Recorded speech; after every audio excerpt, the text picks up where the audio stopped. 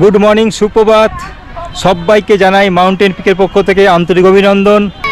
আজ আপনাদের রাজগীর ভ্রমণে প্রথমে দেখাবো পাহাড়পুরি দর্শন, তারপরে আসবো নালন্দা। রাজগীর থেকে পাহাড়পুরি হচ্ছে 25 কিলোমিটার এবং পাহাড়পুরি থেকে নালন্দা 15 কিলোমিটার। চলুন তবে যাওয়া যাক। আমরা চলে এসেছি রাজগীর থেকে পাহাড়পুরি দর্শনে, জল মন্দির। পাহাড়পুরিতে আমরা কি কি দেখবো আজকে আপনাদের দেখাবো। পুরো জল এবং জলের উপর দেখা যাচ্ছে ওখানে মন্দিরটা।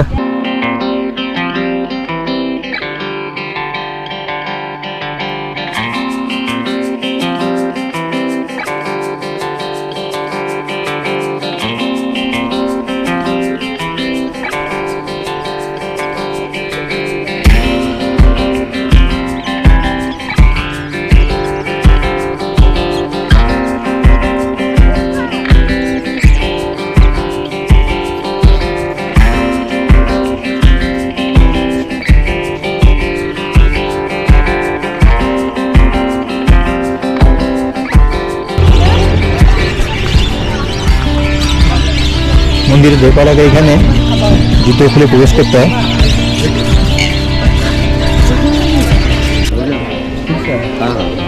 সব স্কুলের ছাত্ররা এসছে এখানে।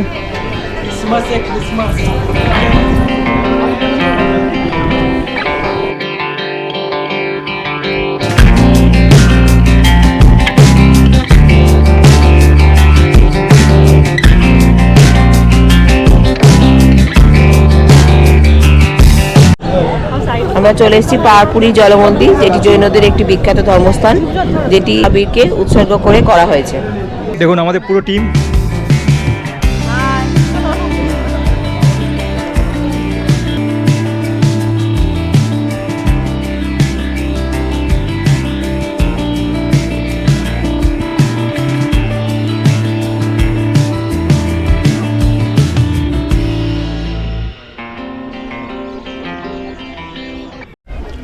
এখানে কিছুক্ষণ বসে থাকার পর খুবই ভালো লাগছে।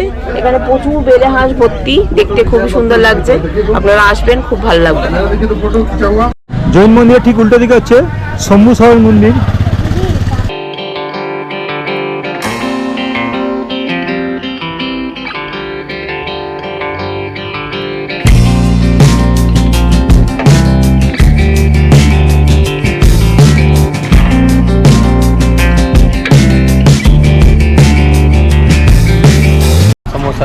दही बड़ा, दही बड़ा, अच्छा टिकिया, टिकिया, पानी पूरी, सब मिला के सब एक तो चाट होता है। सब टेस्ट করে দেখি কিরকম। हम भी खा रहा है। খুব সুন্দর খেতে, খুব সুন্দর খেতে। সকালে খেলে মোটামুটি পেট ভরে যাচ্ছে এক প্লেট খেলেই। আমরা তো সবাই মিলে খাচ্ছি। बात बोलिए भेलपुरी, भेलपुरी एकदम बाप रे बाप, कितना चाट है आपका। আমরা চলে এসেছি ভারতবর্ষের প্রাচীনতম ঐতিহাসিক স্থান নালন্দা। আমরা টিকিট কেটে প্রবেশ করছি নালন্দায়। টিকিটের মূল্য হচ্ছে 40 টাকা এবং 15 বছর নিচে কোনো টিকিট লাগবে না, এবং ভিডিওগ্রাফির জন্য 25 টাকা।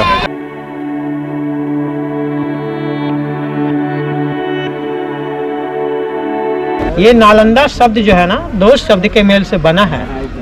एक नालम, दूसरा दा। नालम का मतलब होता है ना पद्म फूल, कमल। कमल जो है वो ज्ञान का प्रतीक है। और दा का मतलब होता है दान करना, देना। यानी कि वैसा स्थान जो ज्ञान दान देता है ना, उस स्थान को नालंदा कहा जाता है। नालंदा विश्वविद्यालय की स्थापना 413 से 455 एडी में चंद्रगुप्त द्वितीय का बेटा कुमारगुप्त ने किया था। जब कुमारगुप्त नालंदा का स्थापना किया, उसने जो एरिया लिया ना, 10 किलोमीटर लंबा, 5 किलोमीटर चौड़ा। अभी खुदाई के बाद यहाँ 1 स्क्वायर किलोमीटर एरिया बाहर हुआ, जो सिर्फ बुद्धिज्म कॉलेज का एरिया है। छात्र का संख्या उस समय 10,000, प्रोफेसर 2,000। यहाँ छात्रों का एडमिशन प्रक्रिया काफ़ी कठिन होता है। आज गेट कीपर अशिक्षित होता है, लेकिन नालंदा का गेट कीपर जो है उस समय काफ़ी स्कॉलर होता था, जो छात्रों का admission test on the gate conduct करता था। उस गेट कीपर के परीक्षा में केवल 10% छात्र ही पास होता था, जिसका कि अंदर में एडमिशन होता था। 90% छात्र जो गेट कीपर के टेस्ट में फेल हो जाता था, गेट के बाहर से ही घर लौट जाता था। आप सोचिए, जहाँ का गेट कीपर इतना स्कॉलर हो, वहाँ प्रोफेसर प्रिंसिपल में क्या क्वालिटी रहा। विद्यालय को 1200 ईस्वी में बख्तियार खिलजी ने नष्ट किया। 1200 ईस्वी में नष्ट होने का जो कारण था ना, गुप्त काल भारत का स्वर्ण काल था। उस समय करेंसी स्वर्ण मुद्रा होती थी, जिसको कसापन और पन बोला जाता था। कोई भी राजा यहाँ लूटपाट का थिंकिंग लेकर के आया था। 1192 तराइन का द्वितीय युद्ध हुआ, जहाँ पृथ्वीराज चौहान मोहम्मद गौरी से हार गया। फिर जो है ना, मोहम्मद गौरी, तैमूर लंग, बख्तियार खिलजी, ये लोग देश के भिन्न भिन्न भागों में लूटपाट किया। किसी ने उत्तर भारत, किसी ने दक्षिण भारत, किसी ने मध्य भारत। यहाँ से 35 किलोमीटर दूर बख्तियारपुर एक जगह है, जहाँ बख्तियार खिलजी का सैनिक शिविर होता था। दिन में लूटपाट करता था, रात को अपने शिविर में विश्राम के लिए आ जाता था। जब उसे पता चला कि नालंदा और विक्रमशिला ज्ञान का केंद्र है, बख्तियार खिलजी जो है ना, यहाँ का मेडिकल डिपार्टमेंट में उपचार के लिए आया। Rahul Shribhadra head of department थे मेडिकल साइंस के। उससे उसने बताया कि हम आपका दवा भी नहीं खाएंगे, मेरा रोग ठीक करो। राहुल श्रीभद्र जो है ना, कुरान के पन्ने पे जड़ी बूटी का लेप लगा। वो लोग कुरान के पन्ने को ऐसे पलटी मारता है ना, दवा हाथ के सहारे मुंह में गया, उसका रोग ठीक हुआ। बोला जब तक नालंदा और विक्रमशिला ऐसा विश्वविद्यालय रहेगा, ये लोग पर शासन करना मुश्किल हो सकता है। नालंदा को उन्होंने 1198, विक्रमशिला को 1200 AD में नष्ट।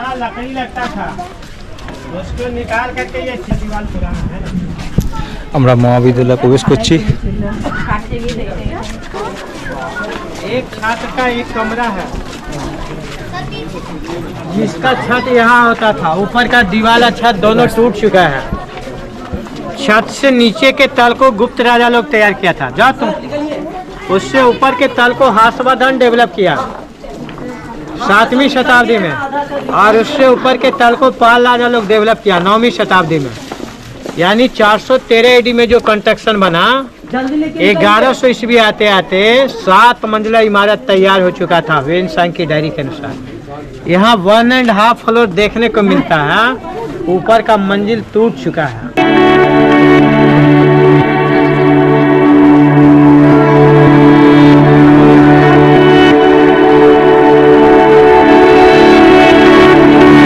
विद्यालय जो है ना सर, खुदाई से पहले वैसे मिट्टी का पहाड़ दिखता था, रटीला दिखाई दे रहा है।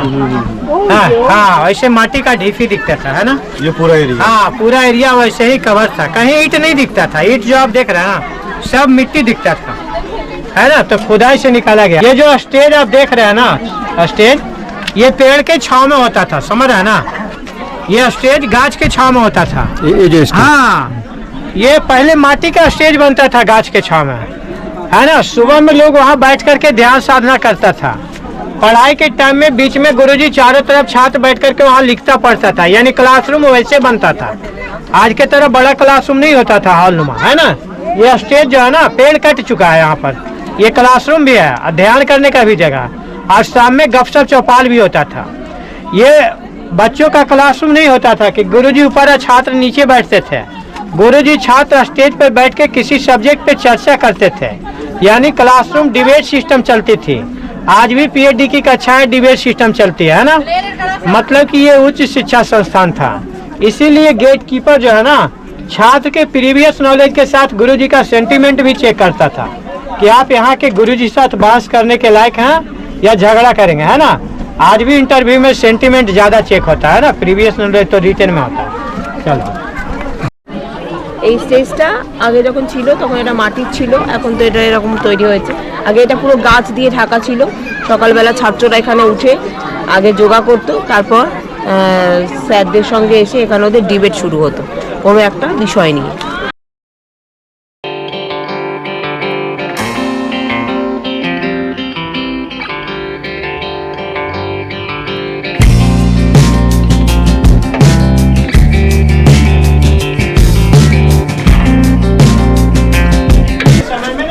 काफी सारा बौद्ध विहार होता था। राजगीर, नालंदा, बोधगया, वैशाली, पटना, जहाँ बुद्धिस्ट लोग घूमने फिरने के लिए आता था। जब बंगाल का विभाजन हुआ ना 1905 में, ये बौद्ध विहार जो है शुद्धो विहार बन गया और उसका जो है ना उड़ीसा है ना। जाइए भैया आप आगे जाइए। Okay sorry. तो हर एक बौद्ध विहार के गेट के दोनों साइड जो है ना सेल्फ है, इधर भी उधर भी। इस सेल्फ में ना बुद्ध मूर्ति होता है। ये दोनों बाथटब है, स्नान घर है। छात्र यहाँ स्नान ध्यान करके ना बुद्ध को जल ऑफर करता था, प्रे करता था बुद्धम शरणम गच्छामि, धम्मम शरणम गच्छामि, संघम शरणम गच्छामि। तभी अपना रीड वर्क स्टार्ट करता था। यहाँ काठ का दर्जा होता था, लकड़ी का दरवाजा होता था। ये जो ईंट पिघल रहा है, काला हो रहा है, ये बताता है कि बख्तियार खिलजी यहाँ आग लगाया था, जो जल 6 महीने तक जलता रहा था। ये सब आग लगने का संकेत है। জায়গাগুলো দেখলে বোঝা যায় যে আগুন লাগানো হয়েছিল, আগুন লাগিয়ে জ্বালিয়ে দেওয়া হয়েছিল। এখনো দাগ। दीवार का मोटाई यहाँ जो आप देख रहे हैं ना 6 फीट मोटा दीवार है। ये घर को न गर्मी में गर्म होने देता था, न ठंड में ठंडा, यानी हॉस्टल हर मौसम में एयर कंडीशन का काम करता था। ये एक छात्र का एक घर है जिसका छत टूट चुका है। 2 कमरा में छत अभी मिलेगा, वहाँ जाकर के हम लोग देखेंगे कि 1600 साल पहले छत कैसे तैयार होता था। कमरे के अंदर जो शेल्फ है, लैंप रखने की जगह होती थी।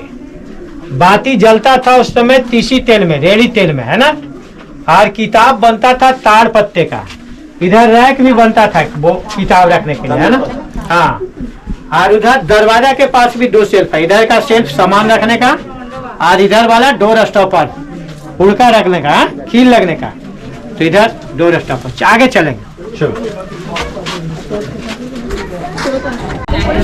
अरे पिलर सर सीमेंट का बनता है ना, उस समय जो पिलर बनता था ना पत्थर का तैयार होता था, जिसके ऊपर छत होती थी।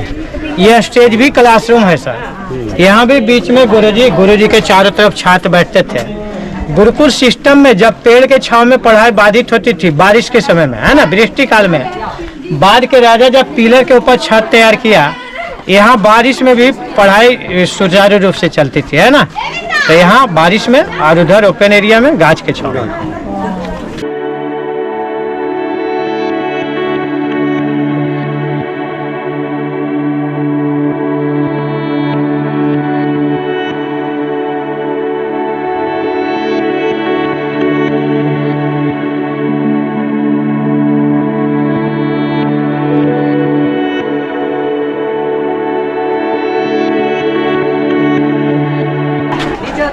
हर हॉस्टल में एक तो पात कुआं होता था, उधर इनारा जल खाने के लिए, है ना। हाँ, इधर जल खेते लोग। अभी तक जो भी घर हम लोग देखा है, सभी घर का छत टूट चुका था। इधर में जो 2 घर आप देखेंगे, इसमें 1600 साल पुराना छत बचा है। खुदाई के समय जो है ना, इस दोनों घर से जला हुआ चावल मिला, जो अभी म्यूजियम के अंदर रखा गया, जिससे ये पता चला कि घर जो है अनाज गोदाम होता है, ग्रेनरी, ग्रेन स्टोर। इसका छत बचने का कारण जो है ना, इसका आर्ट टेक्नोलॉजी। ये फ्लैट में जो होता है ना, अर्थ का ग्रेविटी सेंटर में काम करता है, जहाँ छत कमजोर होता है। ये जो आर्च होता है ना, इसमें अर्थ का ग्रेविटी दीवार में काम करता है, जिसमें छत ज़्यादा मजबूत होता है। जो आर्क का छत है अनाज गोदाम का बचा मिला है। जो हॉस्टल का फ्लैट छत है उनका मिला। सामने घर जो है ना, भगवान बुद्ध का मंदिर होता है। उसके आगे में जो पत्थर लगा है ना, माई का पत्थर है, हाँ, अबरक। उस पत्थर पे जब सनलाइट, मूनलाइट पड़ता था, वो रिफ्लेक्ट होकर के आंगन को भी ग्लो करता था और उस कमरा को भी रोशनी देता था। जिस समय अमेरिका, यूरोप के लोग जंगल में रहता था, नालंदा के लोग जो है ना प्रकाश परावर्तन क्रिया का उपयोग करना जानता था। सोचो 1600 साल पहले गुप्त काल जो था भारत का स्वर्ण काल भी था, और जो है नालंदा के लोग जो है प्रकाश परावर्तन क्रिया का उपयोग उस समय करता था, जिस समय अमेरिका, यूरोप के लोग जो है शिकारी।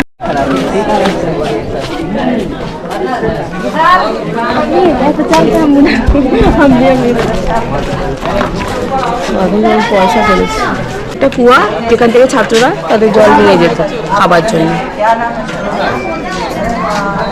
ঘর ছিল ঘর, এই যেহেতু ছাদটা এরকম গোলাকার বলে এই ছাদটা এখনো বেঁচে গেছে, মানে এখনো ধ্বংস হয়নি, পাওয়া গেছে।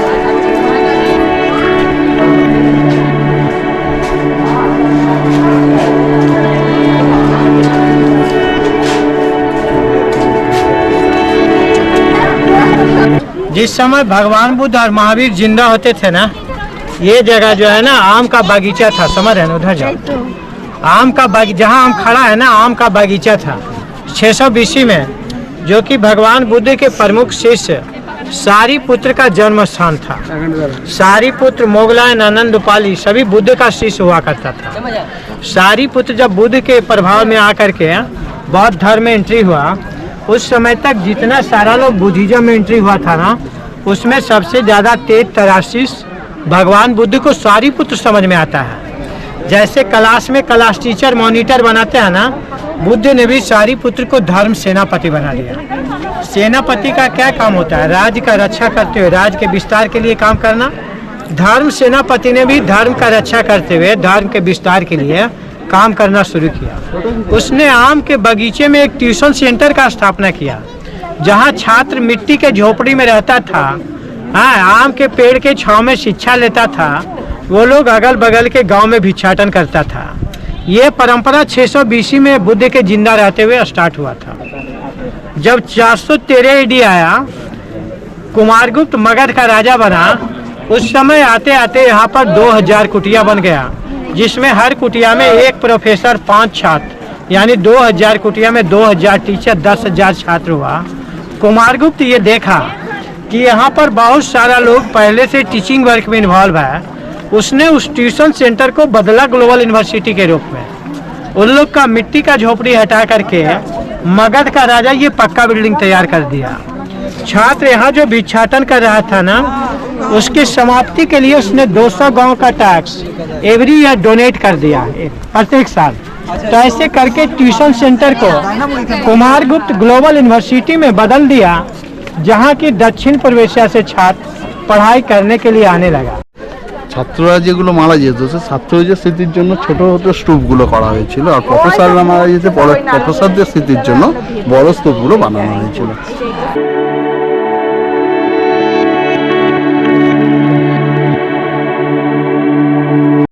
এখানে খননের সময় সমুদ্রগুপ্তের আমলে তাম্রপত্র এবং কুমারগুপ্তের আমলে অনেক মুদ্রা পাওয়া গেছিল। নালন্দা বিশ্ববিদ্যালয় দেখে এসে আমরা চলে এলাম নালন্দা বিশ্ববিদ্যালয় ঠিক উল্টো দিকে আর্কিওলজিক্যাল মিউজিয়াম, নালন্দা মিউজিয়াম, যেটা এখানে আমরা প্রবেশ করছি। এসব মূর্তিগুলো পাওয়া গেছিল খননের সময়।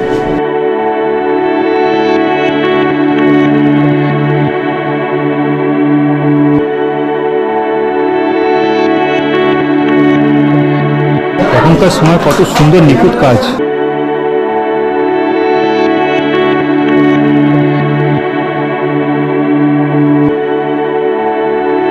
আমাদের নালন্দা পাহাড়পুরি ভ্রমণ এখানে শেষ হলো।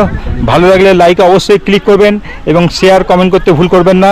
মনে রাখবেন আমাদের চ্যানেলের নাম হচ্ছে মাউন্টেন পিক। ভালো থাকবেন এবং সুস্থ থাকবেন।